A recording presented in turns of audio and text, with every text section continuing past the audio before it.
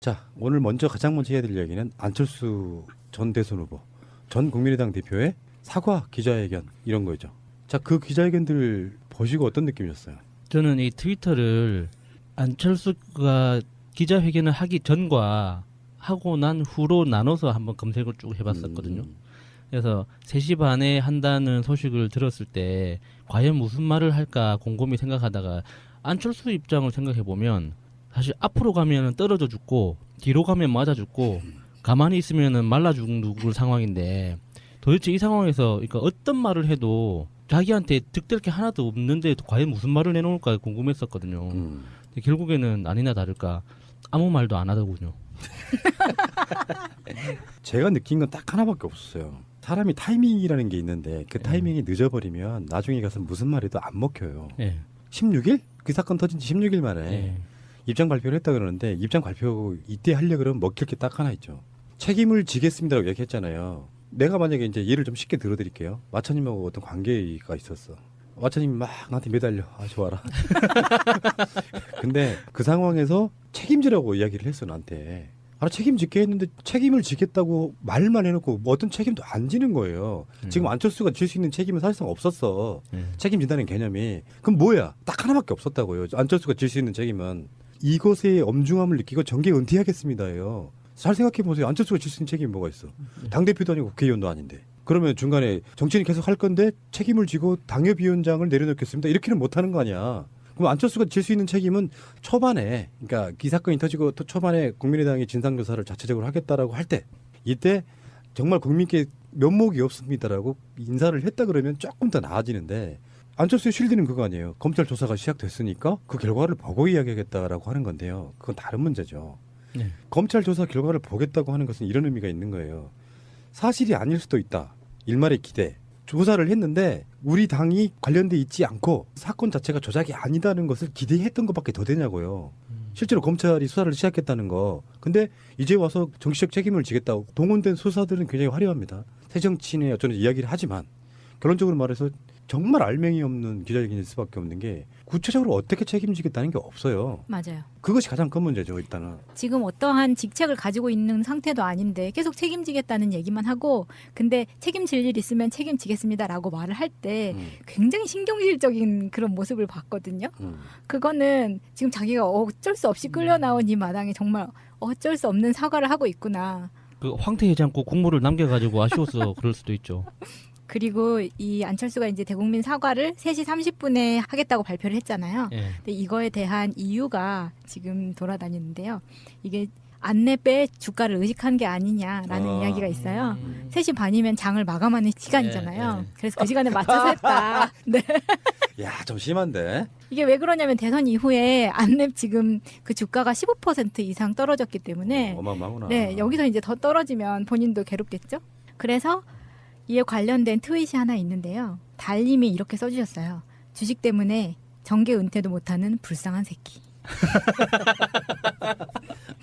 아니, 설마 그 자기 재산은 많잖아요. 확보해놓은 현금만 해도 뭐 수십억 된다는데. 근데 저는 그거 보이더라고요. 그 안철수 씨는 뭔가 학원 좀 다니셔야 돼요. 실제로 옛날에 스피치 학원 같은 거 이런 게 있었잖아요. 예, 웅변학원. 그런 것처럼 그 최소한 공인 정도 되면 표정 관리잖아요. 표정 관리 진짜 못하는 그러니까 기자회견에 나왔는데 정말 나오기 싫어하는 게 얼굴에 보여 그냥. 그리고는 있잖아요. 제일 처음에 웃겼던 게 안철수입니다. 안철수입니다. 그런 식으로 이렇게 뚱하지 하니까 뭐랄까 막 정말 반성하고 있다 이런 느낌이 아니고 뭔가 굉장히 짜증이 났다 이런 걸로 보이면 아빠가 나가래서 나왔어요. 사람이 이런 게 있단 말이에요. 이렇게 대선 때 안철수가 얻었던 득표율이 한 20%쯤 되죠. 현재 국민의당 지지율이 5% 미만이잖아요. 그러니까 실제로 안철수가 나와서 할 이야기에 불쌍해 동조해 줄 사람은 우리나라 국민 중에 거의 없는 상태예요. 국민들 상당히 다수가 자기를 나쁜 쪽으로 바라보고 있는 상태일 때는 표정 하나하나도 굉장히 신경 써서 해야 되거든요. 정말 반성한다고 16일 만에 나왔지. 더군다나 나와가지고 하는 표정이나 이런 것들이 뭔가 마뜩찮아하는 그런 표정으로 하면 사람들이 그 내용을 떠나가지고 이게 밀어내게 돼요. 제 진정성 없다고. 하여튼 그런 걸 이렇게 컨설팅 해주거나 이렇게 도와주는 사람이 없나 봐요. 나한테 맡기라고 내가 항상 이야기했지. 그게 가르친다고 되는 거예요, 그게. 그러니까 안철수 씨가 갖고 있는 주식 지분 있죠. 이게 네. 10%만 저한테 주면 정치 다 제 얘기 시켜줄 수 있어. 저는 오늘 기자회견을 생방송으로 우연찮게 봤는데 뭔가 느낌이 그 제2의 이인재, 그러니까 피닉제인 피닉스의 탄생을 보는 듯한 그런 느낌이었어요. 피닉스? 예, 뭔가 내가 숨쉬는 동안은 절대 나는 정치를 할 거야. 내가 살아 숨쉬는 기간 동안은 무조건 나는 한다. 뭐 이런 느낌을 받았습니다. 자, 안철수 기자회견에 대한 트윗도 한번 볼까요? 짧고 강렬한 거. 더 레프트님, 안철수 기자회견 요약 계속 간보겠습니다. 시읒 비읍 리을 미음. 시읒 비읍 리을 미음을 해석해드리진 않겠습니다. 정청래 전 의원의 트윗입니다. 안철수 입장 발표 요약. 안철수입니다. 저도 충격받았습니다. 국민께 사과드립니다. 법원 판단 존중합니다. 당도 진상규명에 협조해야 합니다. 책임질 일은 책임지겠습니다. 성찰의 시간 갖겠습니다. 어떤 책임을 질지는 아직 결정된 게 없습니다. 끝입니다. 그러네. 역시 정청래 의원은 코알을 알아. 언론 용어로 야마를 잘 보죠. 제가 시간을 봤는데요. 3시 29분에 안철수가 입장을 해서 3시 30분에 정확하게 시작을 하더라고요. 그리고 기자 질의응답 끝나니까 9분이 됐어요. 예, 거의 10분 정도. 예, 9분에서 10분 정도 간 건데 저는 이런 경천동지할 사건이잖아요. 이거는 민주적 헌정질서 위배, 정당법 위반, 뭐 형법 위반, 뭐 기타 등등 여러 가지 범죄에 연루돼 있는 거에 대한 총책임자의 기자회견이었잖아요. 근데 기자 새끼들이 한 3-4명밖에 질문을 안 해요. 5명이 안 넘더라고요. 보니까 내용도 없었어요. 내용도 없었어요. 기자들 자격이 있는 건가요? 그러면은 그 기자들은 그 수십 명의 기자들이 거기에 있었는데 그 안철수가 하는 내용을 듣고 다 알아들었다는 얘기인 건가요? 뭐 좋게 해석하면은 기자들이 이런 얘기 할 줄 알았어. 별로 궁금한 거 없어 이런 거고. 그중에 기자 중에 한 명이 정계은퇴 같은 건 질문을 하는데 거기 이제 뻔한 말로 대응을 했고요. 꼭 거쳐야 될 어떤 과정 속에 더 이상 미루다가는 정말 젖되겠네 하고 나온 거라고 보고 그걸 요식행위라고 하죠. 황태국이라도 편하게 먹고 싶은 마음인 거죠. 무슨 말인지 못 알아들으실 청취자분들께 설명해 주세요. 왜 황태국입니까? 그 며칠 전에 강원도 어디 속초라고 했어요? 예, 속초. 예, 속초 어떤 한 식당에서 황태 해장국을 먹는 장면이 그 네티즌에 의해서 포착이 됐는데 그게 이제 진짜냐 아니냐 가지고 진실 공방이 많았어요. 근데 얼굴 가리고 있었지. 예. 손으로. CCTV 분석 결과 안철수 전 후보였다는 게 확인이 됐죠. 그리고 이렇게 코를 푸는 장면이었는데 이 팔에 있는 점과 예. 시계가 일치했어요. 예. 그 100%다. 핏빛. 네가 지금 맛집 찾아다닐 때냐. 근데 뭐 어디 잠깐 뭐 시키러 갔다가 뭐 밥을 먹으러 들렀을 수는 있겠죠. 잠깐만 그 이야기 한번 해볼까요? 안철수는 어떻게 될까요? 끝났다고 봅니다. 기자회견이 끝났죠? 끝났다고 봐요? 기자회견도 끝났고 안철수의 정치 인생도 당분간 한 2-3년간은 이제 아무런 약발이 없을 거예요. 그건 끝나지 않은 거죠. 2-3년이라고 표현하면 안 되지. 그러니까 제가 2-3년이라고 표현한 건 앞으로 내년도 지방선거 과정에서 이 안철수라는 이름을 가지고 얼마만큼 활용할 수 있는 여지가 있느냐에 따라서 결정되는 거죠. 그러니까 안철수 자신이 뭔가 할 수 있는 거는 오늘부로 끝난 거예요. 사주학적으로 안철수를 생년월일 시를 모르기 때문에 예. 설명할 수는 없는데 사주학적으로 만약에 정말 맞는 사주라고 하면 이렇게 될 것 같아요. 초년운도 괜찮았고요. 중년운도 정말 괜찮았는데 말년 후에 손재수까지는 아니고 구설수에 오르는 과정 속에 관운은 없는 사람. 그렇게 보는 게 실제 안철수가 승승장구했잖아요. 근데 우리 잘 생각해 보면은 자기 분야에서도 사실 일가를 잃었고 정치권에 와서도 평론가들이 하는 이야기 중에는 안철수가 사실상 3당 체제를 만들면서 사실상 양당제 국가에서 혁명적인 걸 이뤘다 이렇게 얘기하는데 나는 그게 안철수가 대단한 정치 아젠다 갖고 그랬다고 생각하지는 않고요. 그 당시에 정치의 그 묘한 역학관계들이 얽히면서 그렇죠. 예. 그냥 얻어 걸린 뭐 이런 케이스라고 보는데 거기에 이제 도취돼가지고 40석 가진 정당이 정권 잡는 건 사실상 불가능해요. 예. 그러니까 자기 수준에 맞게 그 수준에 맞는 득표율을 좀 더 올리고 나서 정치적 자산으로 삼으면 되는 선거였단 말이야. 근데 정말 안철수의 승리라고 말하려 그러면 총선 때 40석이 아니라 120석을 가져갔어야지. 그러면 안철수의 승리죠. 틈새 시장에 끼어들어가지고 제3당이 됐다는 것이 안철수한테 대단한 저는 그렇게 바라보지 않는 거거든요. 예. 진짜 그 사람이 새 정치를 기초로 내밀었다 그러면 더불어민주당보다 의석을 많이 얻었어야죠. 그러니까 안철수가 정말 능력이 있었다면 그 40석이다 뭐 120석이다 이런 차원에서보다 그 상황에 기대해서는 안 됐었죠. 자기 스스로 맞아요. 상황을 만들어 나갔어야 되는데 그 당시 그러니까 국민의당에서 당선됐던 사람들은 다들 민주당에서 공천이 안 될 게 뻔한 사람들이 탈당해가지고 국민의당으로 가서 거기에 지역 기반으로 호남이라는 지역 기반으로 다 당선이 된 거잖아요. 그러니까 호남 지역 의원들이 정치적인 목적으로 안철수를 이용해서 국민의당이라는 맞습니다. 네. 세력이 형성된 거지, 안철수라는 어떤 개인이 리더십을 가지고 그 세력을 만들어낸 게 아니거든요. 그러니까 TV에서 그 평론가들이 뭐 안철수가 뭐 대단한 뭐 3당 체제를 만들어냈는데 다 그 개소리예요. 정치를 직업으로 하는 사람들이 자기 밥그릇 지키려고 끝까지 지키려고 발악하는 과정에서 우연찮게 생겨난 그림인 거지. 그게 무슨 정치적인 뭐 비전이나 미션이 있어가지고 자기가 이루고자 하는 정치적 그림이 있어서 안철수가 그걸 만들어낸 건 아니거든요. 가장 하지 말아야 될 가장 비열한 수로 그 지역 기반의 정치인들이 정치적으로 살아남으면서 예. 안철수를 이용해 먹은 그 네. 사건인데, 네. 안철수는 착각하고 있는 거예요. 내가 새정치의 새로운 바람을 일으켰기 때문에 나는 대단히 위대한 사람이야라고 정편들이 엄청 빨아줬죠. 예. 그렇다 보니까 그 착각 속에 있다가 대선을 이길 수 있을 거라고 보는 결정적인 사례가, 제가 문준용 씨 특혜 취업 제보 조작 사건에 있어서 그들이 그런 꿈을 꾸게 된 계기가 바로 안철수가 문재인 후보를 일시적으로 한번 이겼다라는 말도 안 되는 여론조사 결과가 나왔을 네. 때, 그때부터 이미 이제 눈에 뵈는 게 없었던 거죠. 한 번 따먹어 봤어요. 그러니까 이런 거 있잖아. 점프력이 엄청 떨어지는 사람이 점프를 했더니 감이 하나 한 번 잡아봤어. 한 번 손으로 이렇게 감의 그 매끈거리는 느낌을 보고 나니까 저걸 내가 딸 수 있겠다고 생각을 하고 계속 뛰었던 거예요. 약간 반칙을 이용해서. 네. 그러니까 지금 안철수 씨는, 제가 만약에 안철수의 정치 컨설턴트라면 그렇게 하겠어요. 예전에 뭐 김수민이나 뭐 박선숙이나 그 사람들 그 사건이 있었잖아요. 그거는 이제 검찰이 무리한 기소를 했다는 부재 나오고 그러면서 그런 과정에서 자기가 당대표를 사퇴한 적이 있다. 그래서 나는 항상 책임을 지는 정치를 해왔다. 이렇게 이야기를 하지 않습니까? 근데 사실은 그때 당시에 보면요. 어차피 대선 후보로 나가기 위해서 당대표를 내려놔야 되는 시점이었어요. 잘 생각해보면. 맞아요. 대선 후보가 당대표를 겸하는 경우는 사실 우리나라 정당 문화에서 거의 없잖아요. 그런 과정을 거치면서 뭐 대단한 거나 한 것처럼 이야기를 해왔었고, 던질 수 땐 진짜 던지는 거는 그런 식으로 당대표 꼼수로 내려놓는 것이 아니고 진심으로 하면 된다니까요. 좀 시간이 걸릴지 모르겠지만 정말로 죄송하게 생각합니다. 상대방이라는 게 이제 일단 국민들 또는 이제 직접 피해 당사자인 사람들한테 나 같으면 이렇게 할 것 같아.